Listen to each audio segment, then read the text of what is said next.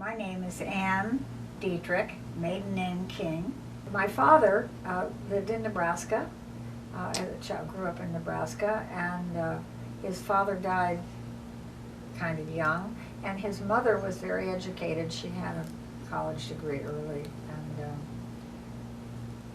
she was worried about getting the children educated, and so she found out about the service academies and the local congressman that she knew, and both he and my uncle went to the Naval Academy with presidential appointments from Nebraska.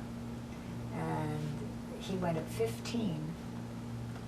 You can't do that now, but 15, and at 18 he graduated as an ensign and was on a ship, an old four-piper destroyer headed for the Mediterranean. Now he stayed in the Navy at that time, maybe 3 years, whatever was required, and was part of the escort bringing the unknown soldier from World War I back on Olympia, I believe it was, into Philadelphia.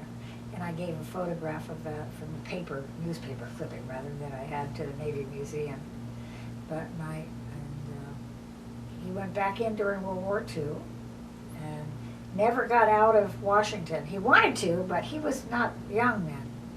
My uncle, who was younger, who graduated from the Naval Academy in 1924, ended up in the Pacific, and he was damage control officer in Bunker Hill when it was hit by kamikaze planes, and earned the Navy Cross for that time. He's my youngest son.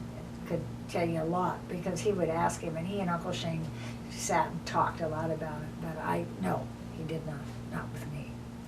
I'm not sure I wanted to hear, but Will wanted to hear. I was 10 when we came to Washington in 41, and he was, as I told you, frustrated. He couldn't get out in the fray, but he was doing a very good job where he was, and he was a very bright man. And we had maps of from the National Geographic on the wall, and he moved pins where the forces were, what they were doing. And I was the only one to share it with. My mother wasn't especially interested, but I was. And we went to every war movie he could find. we had a movie theater that was walking distance from the house, and we went to those together. Well, for a little while he worked for the Atomic Energy Commission.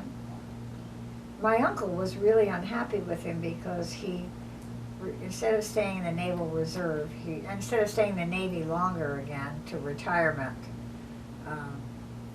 he did not do that, and that was hard financially for them. My parents had very little money, and it was tough. But I was an only child, so I was called Depression Annie, because I was born in 31 in the Depression.